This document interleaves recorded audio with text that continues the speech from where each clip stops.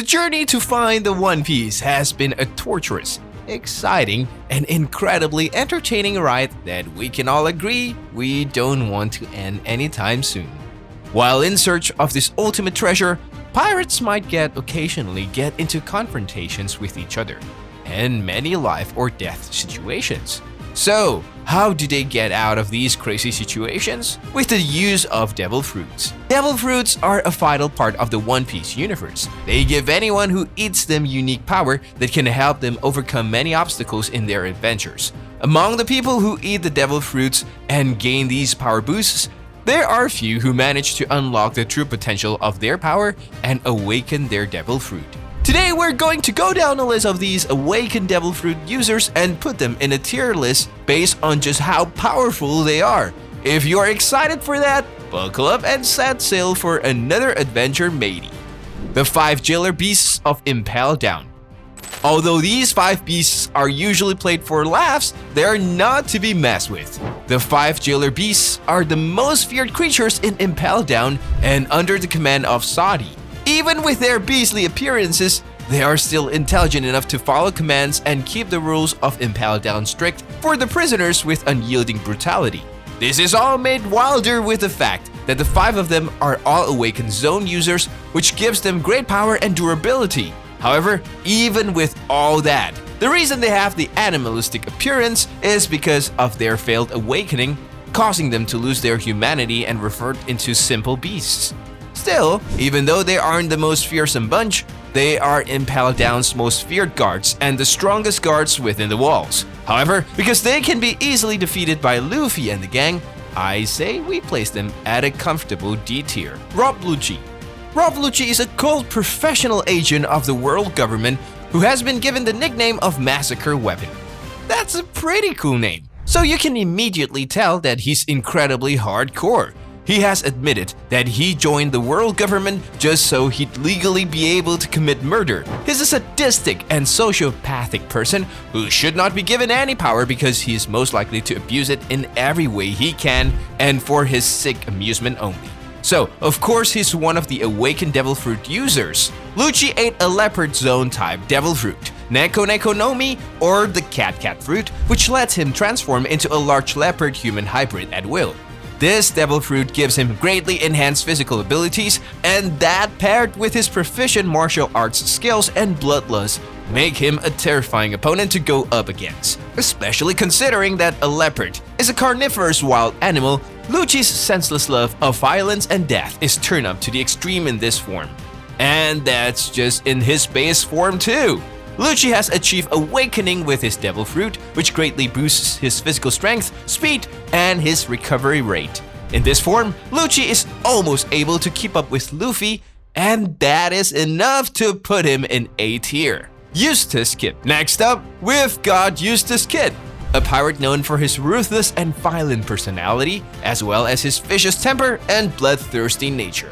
Violence is always the answer to Kid, as he uses it to take care of anyone who dares to insult or oppose him.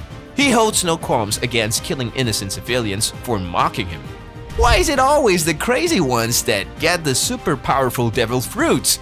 Just like Luffy, he has the dream of becoming the Pirate King, and his immense physical strength and resilience can match formidable opponents who oppose him for his goal. Kid ate the Jiki Jiki no Mi devil fruit, which granted him the ability to manipulate magnetic forces and control metal objects, which he uses to unleash devastating attacks. His awakening allows him to bestow magnetic properties on any object, not just his own body. However, despite the incredible boost of power that the awakening gives him, Kid has admitted that he still has not mastered his new abilities, and it takes a heavy mental toll on him. Because of this, we can safely put the Magnetic Menace in B tier. Trafalgar D. Waterlaw. Trafalgar D. Waterlaw, also known as the Surgeon of Death, is the captain and doctor of the Hard Pirates. He started his journey one day when he realized he was dying, by joining the Flamingo's crew, looking to cause as much devastation as he could to the world before he died. He's one of the pirates in the world referred to as the Worst Generation. Just like other pirates, he's on a journey with the goal of eventually finding the One Piece, and he also wants to know the purpose of the Will of D. Needless to say, he's a man with conviction, and being a pirate who hangs around the Straw Hat Pirates, he must have great power. This power comes from his devil fruit, the Ope Ope no Mi, which allows him to create a sphere in which he can manipulate the fabric of space. He can manifest this sphere over a huge radius, but cannot move while it is active, making it a simultaneously amazing and hindering power. With the awakening of this power, Law is able to create multiple variations of this sphere and apply its effects to specific objects instead of just a wide area. This is an amazing power that allows him to have great control over the objects around him. Unfortunately though, Law admits that he hasn't mastered this ability and it greatly depletes his stamina when he uses it. Still, with the amazing potential of this power and how good he already is at using it, I can place Law in C tier. Maybe if his power are mastered perfectly without affecting his stamina, I would have placed him higher. Don Quixote do Flamingo. The heavenly Yaksha, Don Quixote do Flamingo, is the captain of the aptly named Don Quixote Pirates. Before his imprisonment, he was one of the 7 warlords of the sea and the tyrannical king of Dressrosa. Well, with an introduction like that, you can probably tell that this guy isn't the friendliest to be around. He killed his father and older brother because he felt betrayed by them. He comes off as very arrogant and proud, taking great importance in his own self-worth. He believes that the strong should always be in charge, regardless of accomplishments, and believes that they are the only ones capable of living in the new age. And again, the crazy and tyrannical get the awesome devil fruit powers. As the captain of his own pirate crew and one of the 7 warlords of the sea, Doflamingo is a very powerful pirate. Doflamingo ate a Paramecia-type devil fruit, the Ito Ito no Mi, which allows him to create and control strings. These strings are strong and razor sharp, allowing Doflamingo to effortlessly slice his opponents and their weapons to pieces. With his awakened devil fruit, Doflamingo is not just able to create strings, but now he can transform anything around him into strings, which he freely controls. That's a truly terrifying power with few limits.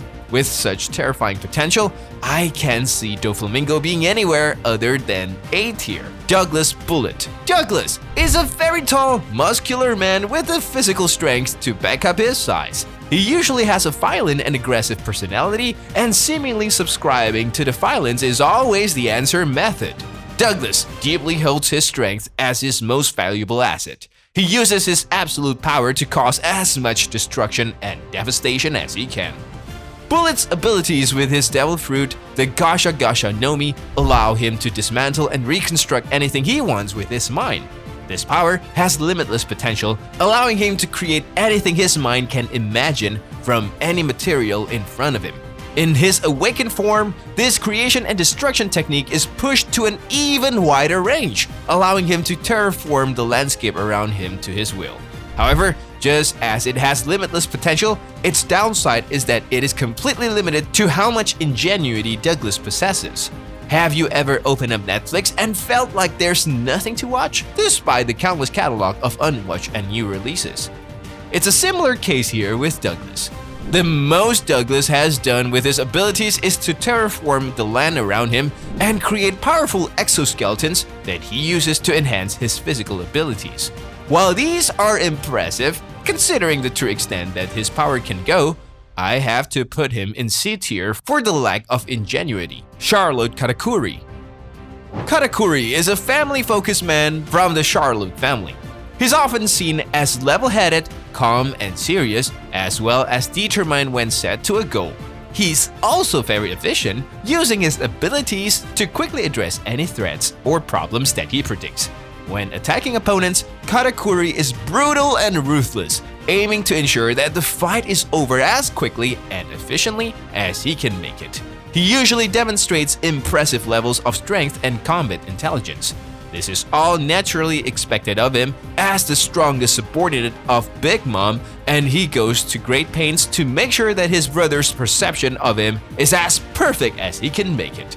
Katakuri's Mochi Mochi no Mi devil fruit gives him the ability to create and transform his body into mochi, which he can freely control and which truly is a pretty delicious ability. He uses this ability in combat, creating several limbs of mochi from his body to aid him in his fights. The awakened form of this power gives him the ability to transform any nearby inorganic material into mochi, and he uses this to change the environment to his whims.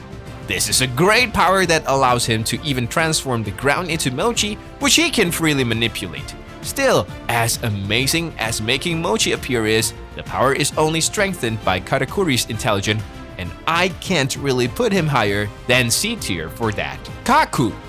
Kaku is an oddly honest person for an antagonist in the series. He often tries to play fair even with his enemies and seems to take great enjoyment in battles. Even saying that his high-stake, life-threatening battle with Zoro was fun. He also doesn't seem to take kindly to insults, as when his giraffe form was insulted, he lashed out violently in an embarrassed rage.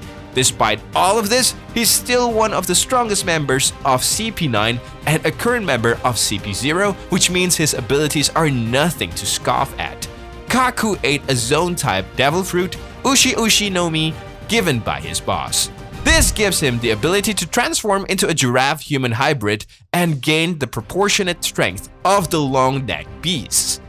Giraffes are dangerous beasts in the wild, able to defend against predators with their long necks and hard horns. So, Kaku has his strength, durability, and weight massively increased by his giraffe transformation.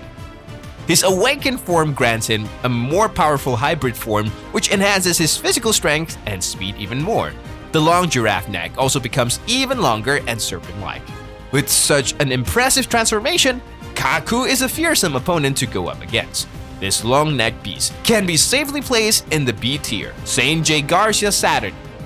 Before we talk about the strongest Devil Fruit user in this list, let's look at the formidable Saint J. Garcia Saturn. Saint Saturn is one of the 5 elders who head the world government. He's a master scientist with multiple accomplishments and recognition under his belt, earning the title of Warrior God of Science and Defense. Using methods that are not clear, Saint Saturn has acquired Ushi Onizone type Devil Fruit, allowing him to transform into a spider-like creature with 3 legs at will. His new form? Massive!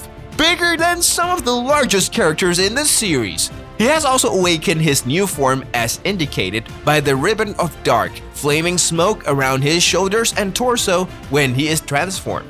This new form of Saturn is incredibly durable, able to survive most high-profile attacks. As well as that, he has the ability to create a corrosive material that can burn through most objects. This awakened form of Saint Saturn's is terrifying in appearance, being described by some characters as bizarre. That along with his powers, durability and strength, I'd place Saint Saturn at a comfortable A tier on our list. Monkey D. Luffy. Now, for the entry you have been all waiting for, the one, the only Monkey D. Luffy. He's the pirate we all follow along with on this journey for a mythical treasure. What's his devil fruit? Well, it's the Gomu Gomu no Mi devil fruit, of course. It allows him to move, stretch, and expand different parts of his body in any way he wants. At least, that's what Luffy thinks. What he has is a mythical zone-type fruit based on a mythical god, the Hito Hito no Mi.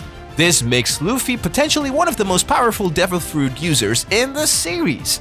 This powerful fruit allows him to become the incarnation of Nika, a powerful sun god known for being benevolent and bringing happiness. The awakening of this devil fruit allowed Luffy to reach Gear 5, gaining godlike strength, speed, and durability. His hair changes to look almost like a pure cloud as a cape of similar quality appears around his neck. In this form, he can do anything his mind can think of, but he still only thinks his fruit give him rubber powers, and so he only uses rubber-based powers when fighting. Still, seeing just how powerful Luffy is, even with how limited his knowledge of this devil fruit is, there's no doubt in my mind that we can slot him at a comfortable S tier. And there you have it, pirates! Our tier list of all the awakened devil fruit users in One Piece. I can already hear all the keyboard warriors furiously typing up an essay on how this list is objectively wrong and who should have ranked higher or lower. Before that, how about you drop a like for the video and subscribe to see more content like this. Thank you for watching, and I'll see you next time.